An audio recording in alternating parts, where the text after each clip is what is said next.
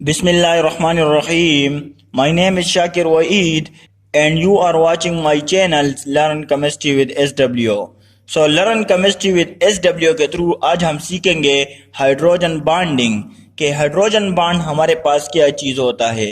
तो hydrogen bond जैसे name से भी इंडिकेट करता है कि ये हमारे पास एक बॉन्ड है, लेकिन नहीं, ये हमारे पास एक बॉन्ड नहीं है, ये हमारे पास जस्ट एक फोर्स ऑफ अट्रैक्शन है, एक इंटरमॉलिक्यूलर फोर्स ऑफ अट्रैक्शन है। लेकिन ये हमारे पास कौन सा फोर्स ऑफ अट्रैक्शन है, चलो इसको हम पहले डिफाइन कर लेते हैं, फिर इसको एग्जांपल से समझते हैं। The electrostatic force of attraction between molecules in which hydrogen atom is covalently bonded to most electronegative atom is called hydrogen bonding। हमारे पास ऐसा फोर्स ऑफ अट्रैक्शन जिसमें हाइड्रोजन, हमारे पास एक एटम है जो कि कोवेलेंटली बॉन्डेड होता है। कोवेलेंट बॉन्ड का मतलब क्या होता है, जो बॉन्ड हमारे पास शेयरिंग ऑफ इलेक्ट्रॉन की वजह से बनता है उस बॉन्ड को हम कोवेलेंट बॉन्ड कहते हैं। अब in which hydrogen atom is covalently bonded to most electronegative atom is called hydrogen bonding. ऐसा फोर्स ऑफ अट्रैक्शन जिसमें हमारे पास हाइड्रोजन एटम कोवेलेंटली बॉन्डेड होता है मोस्ट इलेक्ट्रोनेगेटिव एटम के साथ। अब इलेक्ट्रोनेगेटिव एटम का मतलब क्या होता है, जिसमें इलेक्ट्रॉन विड्रॉइंग पावर हमारे पास ज्यादा होता है। मिसाल के तौर पर हमारे पास यहाँ पर है इलेक्ट्रोनेगेटिव एटम से मुराद है फ्लोरीन, ऑक्सीजन और नाइट्रोजन हमारे पास मुराद है। तो ऐसा बॉन्ड जिसमें हाइड्रोजन कोवेलेंटली बॉन्डेड होता है मोस्ट इलेक्ट्रोनेगेटिव एटम के साथ, तो ऐसे फोर्स ऑफ अट्रैक्शन को फिर हम कहते हैं हाइड्रोजन बॉन्ड। इसको हम क्या कहते हैं, हाइड्रोजन बॉन्ड। अब ये हमारे पास एक इंटरमॉलिक्यूलर फोर्स होता है जिसको हम वंडरवाल फोर्स भी कहते हैं। ये हमारे पास स्ट्रांग फोर्स ऑफ अट्रैक्शन होता है as compare to dipole dipole interaction. अब डाइपोल डाइपोल में हमने दो पोल्स के बारे में पढ़ा था कि एक मॉलिक्यूल का एक पोल और दूसरे मॉलिक्यूल का दूसरा पोल, इसके दरमियान जो फोर्स ऑफ अट्रैक्शन होता है उसको हम डाइपोल डाइपोल इंटरेक्शन कहते हैं। लेकिन हाइड्रोजन बॉन्डिंग हमारे पास स्ट्रांग होता है as compare to dipole dipole interaction. अब हाइड्रोजन बॉन्ड की एक दूसरी डिफिनीशन हम करते हैं, फिर इसको एग्जांपल से समझते हैं। Hydrogen bond is the intermolecular force. Intermolecular force वो फोर्स जो कि दो मॉलिक्यूल के बीच में प्रेजेंट होता है, उस फोर्स को हम कहते हैं inter molecular force between hydrogen atom of one molecule, यानी हाइड्रोजन का एक एटम एंड नाइट्रोजन, ऑक्सीजन और फ्लोरीन का दूसरा हमारे पास मॉलिक्यूल होगा। सो इनके बीच में, यानी हाइड्रोजन एटम, फ्लोरीन और हमारे पास ऑक्सीजन, इनके बीच में जो फोर्स ऑफ अट्रैक्शन होता है, इस फोर्स ऑफ अट्रैक्शन को हम कहते हैं हाइड्रोजन बॉन्डिंग। तो बेसिकली हाइड्रोजन बॉन्डिंग हमारे पास एक इंटरमॉलिक्यूलर फोर्स है। अब इसको हम एग्जांपल से डिस्कस करते हैं। इसको हम रिप्रेजेंट करते हैं डॉटेड लाइन से। यहाँ पर आप लोग देख सकते हैं हमारे पास एग्जाम्पल मौजूद है H2O का, NH3 का एंड HF का, यानी हाइड्रोजन फ्लोराइड का। सबसे पहले हम H2O का एग्जाम्पल डिस्कस करते हैं। वाटर का एग्जाम्पल हमारे पास मौजूद है। सो अब हाइड्रोजन बॉन्ड क्या है कि एक हमारे पास हाइड्रोजन एटम होगा, यहाँ पर आप लोग देख सकते हैं, और एक हमारे पास मोस्ट इलेक्ट्रोनेगेटिव एटम होगा जो कि हमारे पास है नाइट्रोजन, ऑक्सीजन या फ्लोरीन होगा। तो यहाँ पर ऑक्सीजन मौजूद है, और उसके साथ एक और कंडीशन है कि इसके साथ हमारे पास लोन पेयर ऑफ इलेक्ट्रॉन भी मौजूद होंगे। तो इसके साथ लोन पेयर ऑफ इलेक्ट्रॉन भी होते हैं ऑक्सीजन के पास। तो ऑक्सीजन क्या करता है, इसकी इलेक्ट्रोनेगेटिविटी ज्यादा है, तो जब इलेक्ट्रोनेगेटिविटी ज्यादा है तो ये इलेक्ट्रॉन पेयर को अपनी तरफ ज्यादा अट्रैक्ट करेगा। सो यहाँ पर जो इलेक्ट्रॉन पेयर मौजूद है तो ये इसको अपनी तरफ ज्यादा अट्रैक्ट करता है। यहाँ पर भी जो इलेक्ट्रॉन पेयर मौजूद है तो ऑक्सीजन इसको अपनी तरफ ज्यादा अट्रैक्ट करेगा। तो एज अ रिजल्ट हमारे पास क्या होगा कि ऑक्सीजन पर पार्शियल नेगेटिव चार्ज आ जाता है, क्योंकि यहाँ पर इलेक्ट्रॉन डेंसिटी ज्यादा हो जाती है और यहाँ पर इलेक्ट्रॉन डेंसिटी कम हो जाती है, कम बल्कि इलेक्ट्रॉन पेयर यहाँ से थोड़े से दूर चले जाते हैं ऑक्सीजन की तरफ। तो यहाँ पर पार्शियल पॉजिटिव चार्ज, यहाँ पर भी पार्शियल पॉजिटिव चार्ज और यहाँ पर पार्शियल नेगेटिव चार्ज। अगर हम एक दूसरा मॉलिक्यूल लेते हैं, या अगर हमने एक बोतल में पानी लिया हुआ है तो उसमें एक वाटर का मॉलिक्यूल तो नहीं होता बल्कि मिलियंस ऑफ वाटर मॉलिक्यूल होते हैं। तो same case second water molecule का भी होता है। वो क्या करता है कि ऑक्सीजन इलेक्ट्रॉन डेंसिटी को अपनी तरफ खींचता है, तो इसी वजह से इस पर पार्शियल नेगेटिव, यहाँ पर पार्शियल पॉजिटिव, यहाँ पर भी पार्शियल पॉजिटिव। अगर हमारे साथ तीसरा मॉलिक्यूल भी आता है तो उसका भी यही सीन होगा। तो क्या होता है कि इस वाटर मॉलिक्यूल का नेगेटिव पार्ट आने वाले वाटर मॉलिक्यूल का पॉजिटिव पार्ट, इसके दरमियान जो फोर्स ऑफ अट्रैक्शन हमारे पास डेवलप होती है उसको हम कहते हैं हाइड्रोजन बॉन्डिंग। इसको हम क्या कहते हैं? Hydrogen bonding. तो अब डाइपोल डाइपोल और हाइड्रोजन बॉन्डिंग में क्या फर्क हो गया? क्योंकि यहाँ पर भी हमारे पास दो पोल क्रिएट हो रहे हैं और वहां पर भी हमारे पास HCl के केस में आप लोग देख सकते हैं कि यहाँ पर भी हमारे पास दो पोल डेवलप हो रहे हैं, यहाँ पर नेगेटिव और यहाँ पर पॉजिटिव हमारे पास। तो इसके दरमियान बेसिक डिफरेंस क्या है? तो बेसिक डिफरेंस हमारे साथ ये है कि इसके लिए हमारे पास कुछ कंडीशन है, कुछ टर्म्स एंड कंडीशन है हाइड्रोजन बॉन्डिंग के लिए। पहला कंडीशन ये है कि हमारे पास एक स्मॉल एटम्स होगा और वही स्मॉल एटम हमारे पास क्या होगा? जो कि कोवेलेंटली बॉन्डेड होगा हाइड्रोजन एटम के साथ। यहाँ पर आप लोग देख सकते हैं। और उस स्मॉल एटम और ये स्मॉल एटम हमारे पास हाईली इलेक्ट्रोनेगेटिव भी होगा। तो ऑक्सीजन हमारे पास हाईली इलेक्ट्रोनेगेटिव भी है और इस हाईली इलेक्ट्रोनेगेटिव एटम के ऊपर हमारे पास लॉन पेयर ऑफ इलेक्ट्रॉन भी होने चाहिए। तो यहाँ पर हमारे पास लॉन पेयर ऑफ इलेक्ट्रॉन भी मौजूद है। तो यहाँ पर हाइड्रोजन बॉन्डिंग होगी, न कि डाइपोल डाइपोल इंटरेक्शन। यहाँ पर डाइपोल डाइपोल इंटरेक्शन हमारे पास नहीं होगी। तो यहाँ पर हमारे पास हाइड्रोजन बॉन्डिंग होगी वाटर और वाटर के बीच में, और यहाँ पर हमारे पास डाइपोल डाइपोल इंटरेक्शन होगी। यहाँ पर दो पोल क्रिएट हो रहे हैं। तो हाइड्रोजन बॉन्डिंग के लिए बेसिकली हमारे पास कुछ कंडीशन होते हैं। तो इसी वजह से हाइड्रोजन बॉन्डिंग को हम अलग पढ़ते हैं और डाइपोल डाइपोल इंटरेक्शन को हम अलग पढ़ते हैं। तो अब जो ये सेकंड वाटर मॉलिक्यूल यहाँ पर आएगा तो ये क्या करेगा? ये अपने आप को इस तरह अरेंज करेगा कि इसका पॉजिटिव एंड इसके नेगेटिव एंड के सामने आ जाए, इस मॉलिक्यूल के नेगेटिव एंड के सामने आ जाए। तो यहाँ पर एक फोर्स ऑफ अट्रैक्शन डेवलप हो जाएगा जिसको हम बेसिकली हाइड्रोजन बॉन्डिंग कहते हैं। अब अनदर वाटर मॉलिक्यूल जो आएगा वो भी अपने आप को इस तरह अरेंज करेगा कि इस वाटर मॉलिक्यूल का नेगेटिव एंड और इस वाटर मॉलिक्यूल का पॉजिटिव एंड एक दूसरे के सामने आ जाए और यहाँ पर हमारे पास एक फोर्स ऑफ अट्रैक्शन डेवलप हो जाती है जिसको हम हाइड्रोजन बॉन्डिंग कहते हैं। So the electrostatic force of attraction between molecules in which hydrogen atom is covalently bonded to most electronegative atom is called hydrogen bonding। तो यहाँ पर हाइड्रोजन एटम है मोस्ट इलेक्ट्रोनेगेटिव एटम के साथ बॉन्डेड है। यहाँ पर आप लोग देख सकते हैं, यहाँ पर भी हाइड्रोजन मोस्ट इलेक्ट्रोनेगेटिव एटम के साथ बॉन्डेड है। तो इसको हम हाइड्रोजन बॉन्डिंग कहते हैं। यहाँ पर HF हमारे साथ मौजूद है। तो HF में हाइड्रोजन बॉन्डिंग होती है और HCl में हमारे पास क्या होती है? डाइपोल डाइपोल इंटरेक्शन होती है। तो अब ये कैसे मुमकिन है? तो इसको भी हम डिटेल के साथ डिस्कस करते हैं। इसी तरह हमारे पास नाइट्रोजन है। नाइट्रोजन के आउटर मोस्ट में हमारे पास 5 इलेक्ट्रॉन होते हैं, 3 हमारे पास अनपेयर होते हैं, जबकि एक हमारे पास लॉन पेयर ऑफ इलेक्ट्रॉन मौजूद होता है। तो दो NH3 के दरमियान जो हमारे पास फोर्स ऑफ अट्रैक्शन होता है इसको हम हाइड्रोजन बॉन्डिंग कहते हैं।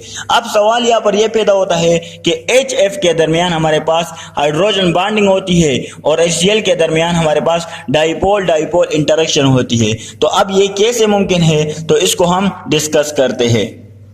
फॉर एग्जाम्पल हमारे पास क्या है? यहाँ पर हम लेते हैं हमारे पास मौजूद है ग्रुप 5 के कुछ एलिमेंट, ग्रुप 6 के कुछ एलिमेंट और ग्रुप 7 के कुछ एलिमेंट। तो इसको हम थोड़ा सा डिस्कस करते हैं कि हमारे पास ग्रुप 5 के कौन से एलिमेंट है, ग्रुप 6 के कौन से एलिमेंट है और ग्रुप 7 के कौन से एलिमेंट है। तो ग्रुप 5 के हमारे पास मौजूद है ग्रुप 5A। ग्रुप 5 हमारे पास है A। इसके एलिमेंट हमारे साथ है नाइट्रोजन, फास्फोरस और यहाँ पर AS बिस्मिथ। यहाँ पर ग्रुप 6 के हमारे पास कुछ एलिमेंट मौजूद है।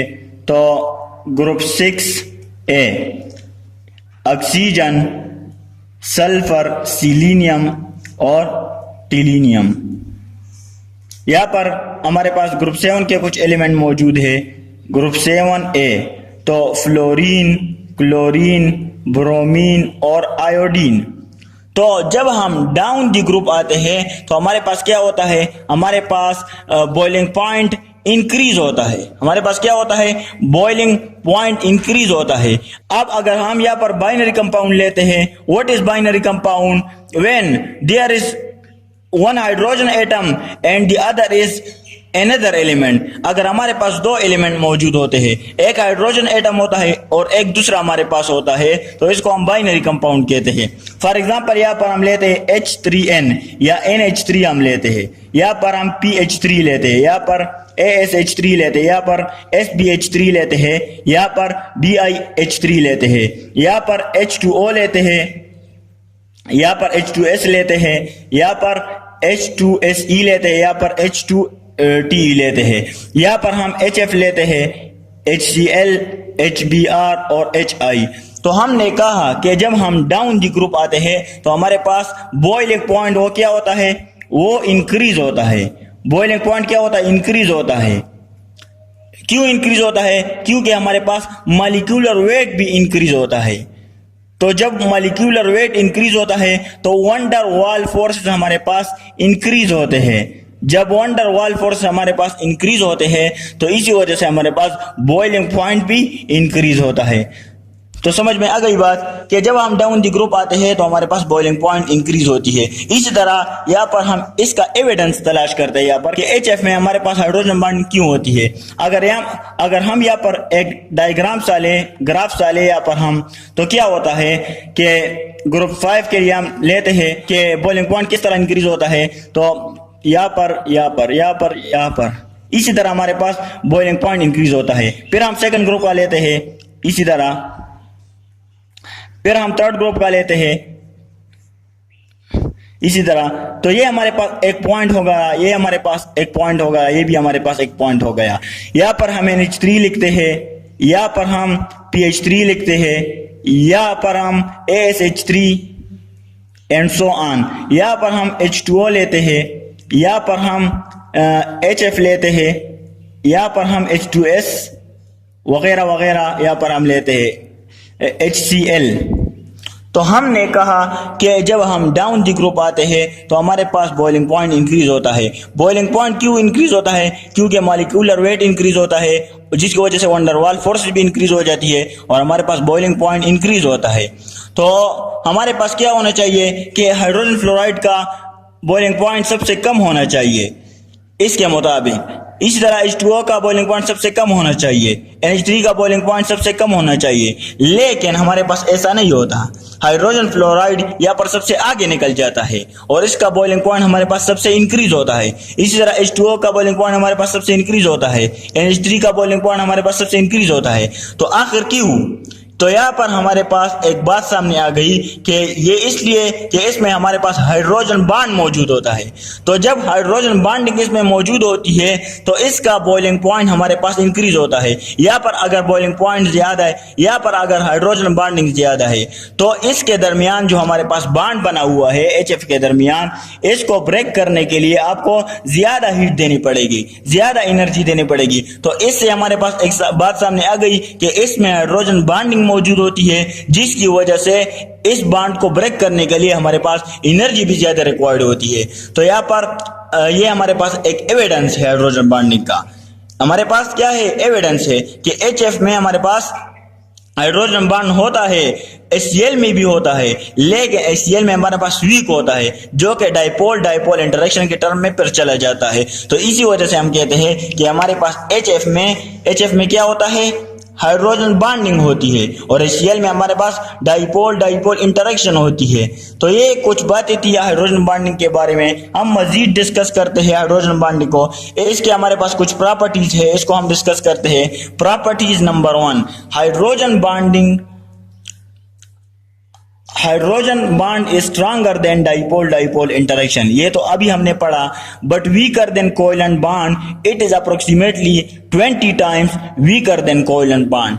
हमारे पास हाइड्रोजन बॉन्ड जो होता है वो स्ट्रांग होता है, किससे डाइपोल डाइपोल इंटरेक्शन से। लेकिन क्या होता है, but weaker then covalent bond, ये हमारे पास वीक होता है, किससे, कोवलेंट बॉन्ड से। और कितना वीक होता है, अप्रोक्सीमेटली 20 टाइम ये हमारे पास वीक होता है। दूसरी प्रॉपर्टीज हमारे पास है, हाइड्रोजन बॉन्ड इज डायरेक्शनल, इसका एक खास डायरेक्शन होगा। डायरेक्शन का मतलब क्या है, अगर यहाँ पर हम कहते हैं कि हमारे पास 2 ऑर्बिटल आ रहे हैं, ये P और P, तो इसको हम कहते हैं ओवरलैपिंग। यहाँ पर एक बांड बनेगा। इसी तरह हमारे पास हेड टू हेड ओवरलैपिंग और यहाँ पर एक ओवरलैपिंग एसी है, इसको यहाँ पर भी हमारे पास बांड बनेगा। तो इसका एक खास हमारे पास डायरेक्शन है। अगर ये ऑर्बिटल ओवरलैप इस तरह का करेंगे, इसी तरह ओवरलैप करेंगे, तो हमारे पास यहाँ पर कोई भी बांड नहीं बन सकता, यहाँ पर कोई भी बांड नहीं बन सकता। तो इसी वजह से हम कहते हैं कि hydrogen bond is directional. Hydrogen bond result in the formation of long chains and network of molecule. कि हाइड्रोजन बांड की वजह से हमारे पास एक large molecule network of molecule बन जाते हैं। और वो किस वजह से बनते हैं? हाइड्रोजन बांड की वजह से। कुछ एप्लीकेशन है हमारे पास कि हाइड्रोजन बांड कहाँ पर होता है, कहाँ पर मौजूद होती है।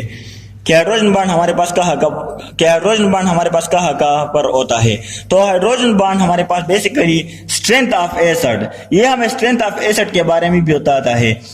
यहाँ पर हमने कहा कि hydrogen bonding, strong hydrogen bonding HF में मौजूद होता है। तो इसी वजह से ये हमारे पास वीकर एसिड है। यहाँ पर बॉन्ड क्या है? स्ट्रांग हाइड्रोजन बॉन्ड है, तो ये हमारे पास वीकर एसिड है। Then HCl, HBr and HI। HCl हमारे पास स्ट्रांग एसिड है एज कंपेयर टू HF, क्योंकि यहाँ पर हाइड्रोजन बॉन्डिंग कमजोर है, यहाँ पर भी हाइड्रोजन बॉन्डिंग कमजोर है। इसी तरह क्लींजिंग एक्शन, ये हमारे पास क्लीनिंग पर्पस के लिए भी हाइड्रोजन बॉन्ड हमारे पास काम आता है। किस तरह? जो हम कपड़े धोते हैं वगैरह वगैरह। इस तरह food material stabilise due to hydrogen bonding, जैसे हमारे पास कार्बोहाइड्रेट है, जैसे हमारे पास सक्रोज है, फ्रक्टोज है, लैक्टोज है, इसमें भी हाइड्रोजन बॉन्ड हमारे पास प्रेजेंट होता है। Hydrogen bonding is also present in paints and dyes. ये तो हमें सबको पता है कि हाइड्रोजन बॉन्ड की वजह से हमारे पास जो स्टिकी एक्शन होती है ग्लू का वगैरह एंड गोंद का वगैरह, तो वो हमारे पास हाइड्रोजन बॉन्ड की वजह से होता है। तो ये हमारे पास कुछ एप्लीकेशन है हाइड्रोजन बॉन्डिंग की और कुछ प्रॉपर्टीज थी।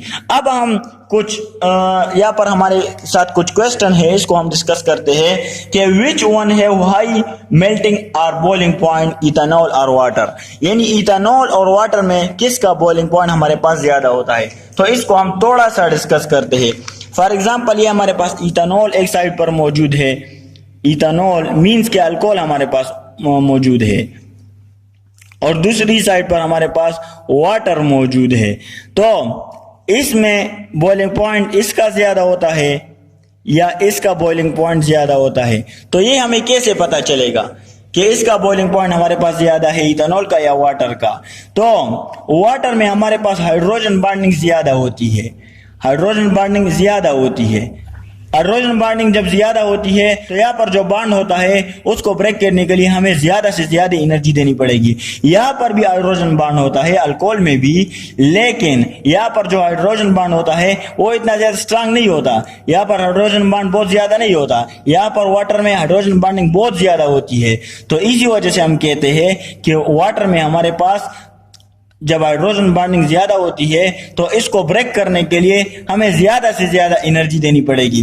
तो इसका मतलब क्या हुआ कि इसका बॉइलिंग पॉइंट हमारे पास है 100 डिग्री सी और इसका बॉइलिंग पॉइंट हमारे पास है 78 डिग्री सी।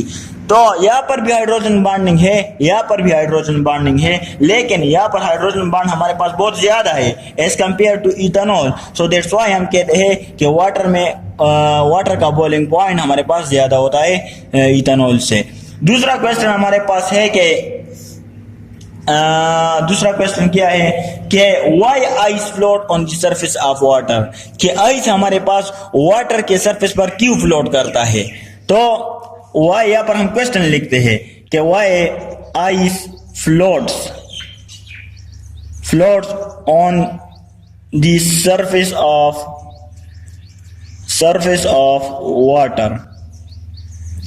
कि हमारे साथ आइस जो बर्फ होती है वो क्यों फ्लोट करती है, किसके सरफेस पर? वाटर के सरफेस पर। तो इसका एक सिंपल रीजन है कि आइस की जो डेंसिटी होती है वो हमारे पास कम होती है और वाटर की डेंसिटी हमारे पास ज्यादा होती है। अब डेंसिटी क्या होती है?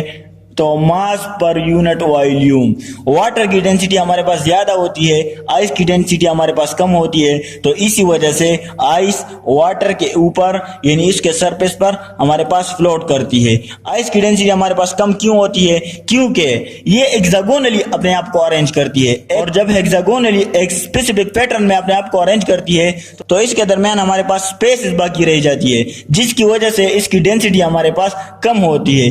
अगर आप एक बोतल पानी लेकर इसको फ्रिज में रख देते हैं तो जब वो बर्फ बन जाती है, जब वो आइस बन जाती है, तो उसका वॉल्यूम आपके पास ज्यादा हो जाता है। आप लोगों ने कभी देखा है इसको? तो इसी वजह से इसमें हमारे पास स्पेसेस मौजूद होती है आइस में, जो कि वाटर हमारे पास कंपैक्ट होती है, उसमें हमारे पास कुछ इंटरमॉलिक्यूलर स्पेसेस नहीं होती। यहाँ पर हमारे पास स्पेसेस, आपने कभी देखी होगी कि आइस में हमारे पास स्पेसेस होती है, तो इसी वजह से वाटर की डेंसिटी ज्यादा है और आइस की डेंसिटी कम है, तो इसी वजह से ये वाटर के सरफेस पर हमारे साथ फ्लोट करती है आइस। तो ये इसका एक बेसिक रीजन था। अब दूसरा क्वेश्चन हमारे पास है कि एक H2O मॉलिक्यूल में आपके पास कितने हाइड्रोजन बॉन्ड मौजूद होते हैं, तो इसको भी हम डिस्कस करते हैं। थोड़ा सा जल्दी हम इसको भी डिस्कस करते हैं। फॉर एग्जांपल, ये हमारे पास एक H2O का मॉलिक्यूल है, यहाँ पर हम लेते हैं H2O का मॉलिक्यूल, ये हमारे पास ऑक्सीजन है, यहाँ पर पार्शियल नेगेटिव चार्ज, ये हमारे पास हाइड्रोजन है, यहाँ पर पॉजिटिव चार्ज, यहाँ पर भी पार्शियल पॉजिटिव चार्ज, यहाँ पर हमारे पास एक अनदर वाटर मॉलिक्यूल है, पॉजिटिव चार्ज, यहाँ पर ऑक्सीजन, पार्शियल नेगेटिव चार्ज, यहाँ पर पार्शियल पॉजिटिव चार्ज, यहाँ पर एक और हमारे पास वाटर का मॉलिक्यूल है, यहाँ पर हाइड्रोजन, यहाँ पर ऑक्सीजन, और यहाँ पर भी हमारे पास हाइड्रोजन, यहाँ पर नेगेटिव, यहाँ पर पॉजिटिव, यहाँ पर भी पॉजिटिव। यहाँ पर हम एक और वाटर का मॉलिक्यूल लेते हैं, तो यहाँ पर क्या होगा? यहाँ पर हमारे पास ऑक्सीजन, और यहाँ पर हमारे पास हाइड्रोजन और हाइड्रोजन, यहाँ पर पार्शियल नेगेटिव चार्ज, यहाँ पर भी हमारे पास ऑक्सीजन और यहाँ पर हाइड्रोजन और hydrogen, negative positive positive, partial positive partial positive. तो ये हमारे पास एक वाटर का मॉलिक्यूल है। तो अब इसमें कितने हाइड्रोजन बॉन्ड मौजूद होते हैं, ये हमें कैसे पता चलेगा? तो यहाँ पर आप लोग देख सकते हैं कि ये भी हमारे पास हाइड्रोजन बॉन्ड है। तो इस मॉलिक्यूल में आप लोग देखें कि इस मॉलिक्यूल का भी कुछ हिस्सा है और इस मॉलिक्यूल का भी कुछ हिस्सा है। तो अगर हम इसको डिवाइड कर लेते हैं तो एक मॉलिक्यूल में, इस मॉलिक्यूल में 0.5 हाइड्रोजन बॉन्डिंग होती है। अगर हम इसको भी डिवाइड करते हैं तो ये भी हमारे पास 0.5, ये भी हमारे पास 0.5, ये भी हमारे पास 0.5। तो 0.5 प्लस 0.5 प्लस 0.5 प्लस 0.5, ये हमारे पास कितने आ जाती है? 1 2।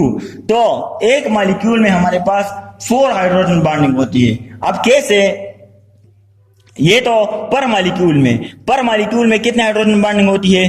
0.5 इसका हिस्सा हो गया, 0.5 इसका हिस्सा हो गया, 0.5 इसका हिस्सा हो गया और 0.5 इसका। तो ये हमारे पास पर मॉलिक्यूल में कितने हाइड्रोजन बॉन्डिंग होती है? 2 हाइड्रोजन बॉन्ड।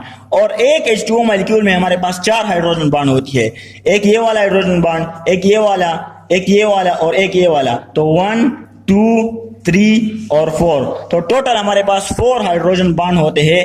एक वाटर मॉलिक्यूल के अंदर हमारे पास 4 हाइड्रोजन बॉन्ड्स मौजूद होते हैं। सो ये कुछ डिस्कशन था हाइड्रोजन बॉन्डिंग में। सो आज के लिए इतना काफी है। Okay, thanks.